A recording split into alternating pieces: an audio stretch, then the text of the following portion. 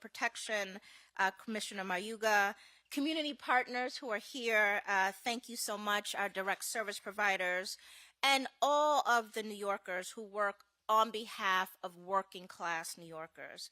I want to extend a deep thank you to Union Settlement. David Nascenti, our leader, where is he? There he is. No? Yes, there you are. Union Settlement was founded in 1895 and for 127 years has really been a haven for East Harlem, providing childhood education, mental health, earned income tax credit services, and countless other programs. We are so grateful for the steadfast leadership of this institution in this important community. So thank you so much for having us. Right here in this space, Union Settlement, over 350 dedicated employees work every day with scores of volunteers to make sure that our social safety net catches everyone. So we really want to applaud the amazing work that they've done and continue to do, and particularly in the midst of this incredible pandemic that we've experienced. So thank you again. So today is really about lifting up not just the social safety net, but Mayor Adams has really declared it a springboard. It's not just a net that catches people when they're in need, but it's the thing that helps propel them forward. Things like the earned income tax credit that puts critical dollars in people's pockets. Things like quality childcare that's affordable and accessible. These things are enablers to help propel people forward. And that's why we're here today, to really lift up the need for that, particularly at this time, and the need to really significantly partner with the state in order to make that happen. The first person to introduce is really a testament to it, Ms. Rosa Diaz. Her daughter doesn't quite know yet what a big deal she is, but she's going to find out. Our children, they never quite understand. But Rosa Diaz is an institution in East Harlem, really changing people's lives and really helping propel them forward. She's been able to really benefit from things like earned income tax credit and other programs so that she can do what we need her to do and really being a leader and driver for this community. Thank you so much, Rosa, and happy to have you join us today.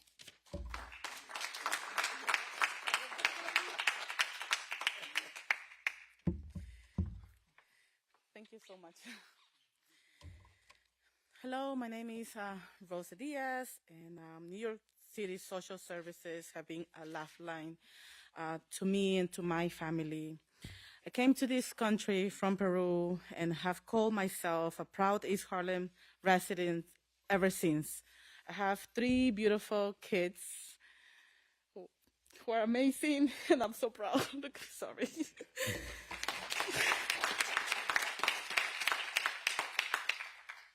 My passion is helping families, helping my neighbors, helping my community.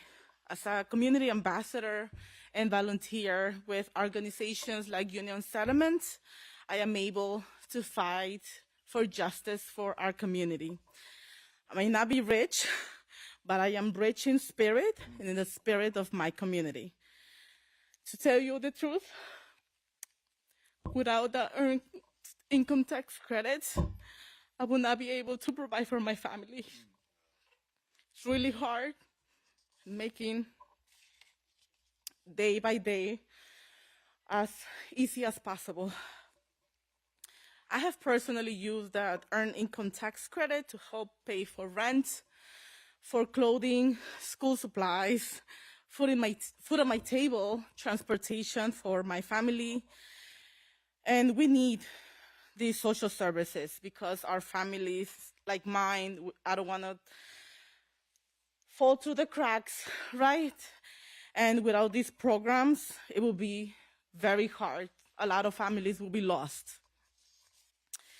I hope that this year we can see a lot more funding and support from the earned income tax credit to childcare and everything in between to make sure families in need get what they need. Thank you, Mayor, for your leadership and working very hard for our families. and working families of New York. Thank you.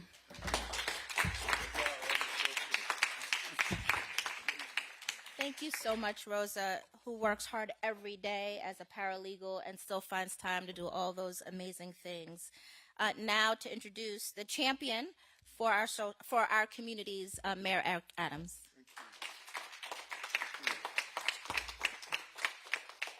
Thank you so much. And, sometimes when you are busy saving people, you don't realize the impact of that. Rosa, you're symbolic for the people who helped my family Easter time. They would put socks and shoes on the back porch. Thanksgiving time, they would leave canned goods so that we could be able to celebrate Thanksgiving. Christmas time, they would wrap gifts. And for those of us who remember, they used to do something called the susus, where they would collect the money to help us pay the mortgage on the homes. I am mayor because of the Roses in my life, and somewhere there's a young person who's going to reach their full potential because of what you're doing. But what is extremely therapeutic when you're going through pain, help people who are going through pain, and then you see your real benefits that you have. So those she is fighting to put food on the table and make ends meet. She's also committed to helping others. That's a special person to turn their pain into purpose. And so I thank you. I really thank you. And you touch me in a real way. It's good to be here with a good team. Vilda's good to see you. Commissioner of the Department of Consumer and Workers Protection. And, just one of my favorite elected officials, Eddie Gibbs, the assemblyman here. A powerful story, powerful narrative of overcoming adversity. It's just so significant. And every time I'm around Eddie, it brings me a great level of joy because I see the full potential of what we all could become. A bend in the road is not the end of the road as long as you make the turn. And you've made the turn, and now you're in Albany allowing other people to make the turn at the same time. And so, again, I thank the Deputy Mayor Wright. She, all week you've been rolling out some good stuff. You've just been rolling out. Yesterday we rolled out our program for children, the Summer Rise program, and the partnership that she put together with our corporate business leaders. She just continues to hit it out the park, as well as our other deputy mayors. And so we just heard, the power of the earned income tax credit. And you probably walk down the block and talk to the average person and say EITC, they have no idea what it means and what it represents. And that is something we're going to lean into by mobilizing our energies to knock on doors, sign people up. Barriers to benefits should not prevent people from getting benefits. Rosa's story is typical of the average resident in this area that is in need of assistance so they don't slip through the crack. The EITC is one of the most effective poverty reduction programs in history. It is extremely effective. It's real money in the pockets of everyday New Yorkers who are in need, particularly those in low and moderate income families and households that have qualified children and give them the ability to claim these tax credits. And there are real numbers. 840,000 working New Yorkers are allowed to get this benefit to put money in their pockets. It helps with foods, it helps with bills, it helps with rent. It just helps, period. That's the bottom line. And anyone who had to put their hands in the cushions of their sofa to find a coin, to get that Metro card, or to pay for the increase in the things you need, you understand how important this earned income tax credit is. And right now, too many New Yorkers are falling through our social safety net. They're struggling to keep the roof over their heads and to provide for their families. And you know, and I know, COVID made it worse. These are the communities that were impacted. Low-wage employees watched their businesses close, their restaurants close, office spaces were closed. I say it all the time, you can't telecommute when you have a job that needs you to be inside. And so COVID impacted these families, and we need to make sure that we're here to lift them up. In the two areas we're focusing on today, calling our partners in Albany to look at the earned income tax credit. We're going to do our share with a $250 million contribution in our budget. We need Albany to approve this. And we need Albany to also match us with the $250 million. The electeds in Albany, they understand how important this initiative is, and we're looking for their support as they move forward with their budget process. We're here clearly to say that we're here for working class New Yorkers. Our preliminary budget reflected that, and if the state matched this investment, which will expand the state's match from 30% to 45% for New York's recipients. It just gives us an opportunity to put money directly into the pockets of New Yorkers. But also childcare. You know, Rosa wanted to make sure her daughter, and I don't know if you noticed, but her daughter and I both have like matching beads going on, you know. I used to have that look when my mom used to take me somewhere, you know. You know. But we are proposing a tax incentive to spur action for child care. We want not only residential locations, but also commercial locations to retrofit their spaces for child care. And we're hoping we could have the tax incentives that would allow the expansion of child care. Child care impacts on the ability of families to get back to work, particularly when it comes down to women, black and brown women, who are normally home dealing with the child care needs. So when you combine the earned income tax credit call from the state and the child care tax incentives, it is a real way to help everyday New Yorkers to move forward. I know this story too well. Mom did a double shift. She worked hard to provide for my 5 siblings and me. And I know that that same scenario exists today for everyday families. We could do this together. That's why we're taking a moment to reach out and tell our partners in Albany, we need you at this time. New Yorkers need you. Families need you. And this is a way to give them the assistance that they need and assistance they deserve. So I'm glad to have my partner here, the Assemblyman, to add to this call to get Albany engaged during this budgetary season. He sees firsthand how important it is to have these benefits for families. So I want to just take a moment and just bring up the Assemblyman to say a few words in response. Assemblyman?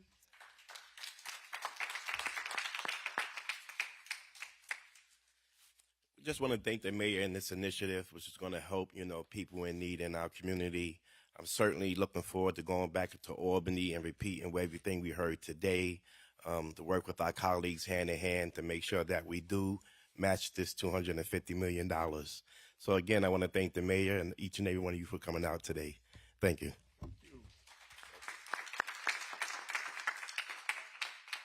I think at this point, we're going to take questions. There you go.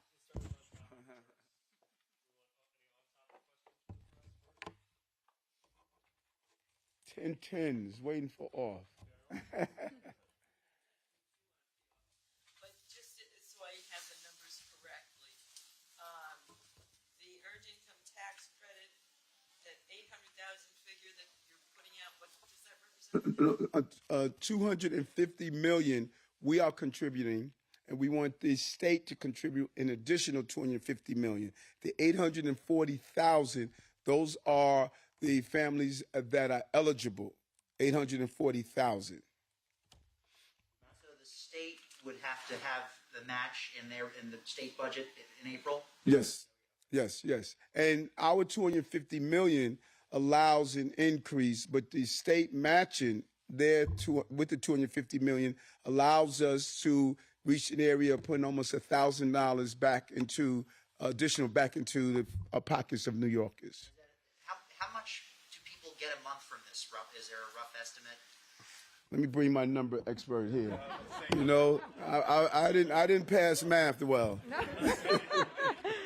Thank you, Mayor. Basically, right now, based on the percentage that the city is allowed to contribute for the families, is about $120 that the families are getting.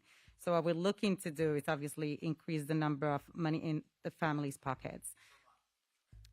No, it's the tax credit that they get as part of their tax return. Yes. 125. Right now, they get 125 because that's all the max that we can do based on what the state is allowing us to do. The state allows us to do more and also joins us in these efforts. We're going to be able to bring more than $1,000 for the families in their pockets, like the mayor indicated.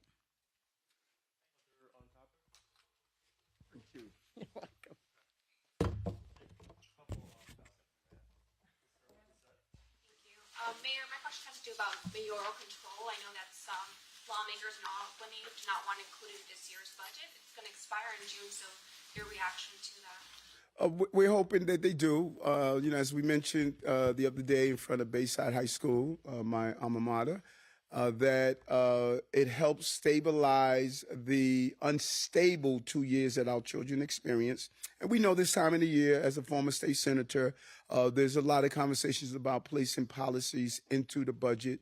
We're hoping that they look at how important it is to send a strong message to our parents and students that we know what the next school year is going to look like. Because remember, it expires in June when the sessions expires. To go to June without knowing what we're going to look like is just not the right thing to do. So we're going to continue conversation with our colleagues. We're happy the governor understands how important this is, and we're looking forward to asking them continuously, let's put this in the budget. The gun unit that is supposed to start on Monday, can you give us some idea of what do people expect to see? Will they see anything? I'm sorry, which, For Monday, that's supposed to start. Yes, Commissioner, we speak every morning about this. She has well-trained men and women assigned to the unit, and I don't want to take her thunder. She's going to roll out the exact plan. I know she made an announcement, I think yesterday, that they're going to start on Monday.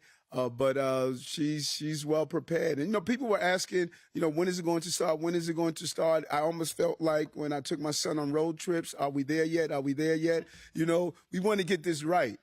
That's so important to get it right. And it has to pass her smell test, and then it has to pass mine. And I was not going to put out a unit that was going to go after those who are carrying illegal guns unless I felt comfortable that we were not going back to the days of being abusive. So she'll roll out a complete plan on, I believe Monday's the date she's going to execute. Say that will people, without going into all those details, are people going to see more cops on the street, or is it more like behind the scenes? I like that. Yes, they're going to see cops on the street. And remember, policing is a visible presence, the omnipresence, the blue and white vehicles that everyone likes to see, but there's also the unpredictability of policing. And those are the unmarked vehicles that we're going to use. But every officer will have modified uniform apparel, because one of the complaints that we heard was that people were jumping out of the cars in civilian attire. You didn't know who they were. And that was a problem. So we removed that problem to make sure we could get the benefit of being unpredictable, but at the same time get the presence of the police officers. So it's a combination, because you should never allow policing to be just predictable in blue and white vehicles. So it's a combination. Georgette? Mr. Mayor, can you please give us the reason why the husband of Brooklyn Democratic Party chairwoman resigned from his post in City Hall? Because there was an error made in placing him in a managerial position. Our HR personnel made that error, and I think it was in one of our human services area. As a district leader, he's a district leader. He cannot fill a managerial position. And once that was identified, we rectified. When things are brought to my attention, me, I'm getting stuff done. No use trying to act like, let's see if we can cover something up. No, if it's wrong, we got to make it right, and we have to make it right immediately. That is how I'm going to operate as the mayor. Spotted What was his? Why wasn't it spotted before? I'm sorry. Why wasn't the error spotted before? Well, sometimes, to human is to error. I must have said this 1,000 times. I'm perfectly imperfect. And if I'm perfectly imperfect, my team is going to be perfectly imperfect because we're in a perfectly imperfect city. So we're going to make mistakes. And when we make mistakes, we correct the mistakes, And trust me, it's not going to be the last mistake I'm going to make. This is life. Going back to the gun unit, you just mentioned one of the previous issues with that unit. Were there any other things? Because Commissioner said she wanted to examine mistakes of the past with that. Anything else that you wanted to get right this time in your eyes? Definitely, no, without a doubt. Here's what we were doing in the past. We were going to a community based on the crime numbers in that community. We criminalized everyone in that community. So if you were a black and brown young man and you lived in an area where there was high crime, you were subject to over-aggressive policing instead of what we call precision policing. We know who the gang members are. We know who the trigger pullers are. We're zooming in on them. We're not zooming in on an entire community. And that is what was done previously. We're changing that mindset of just because you live in an area where crime is located, that you should be treated as though you are a criminal. That is not going to be part of this community, and that is what we put in place. Okay. Thanks, everybody. Appreciate it. Thank you.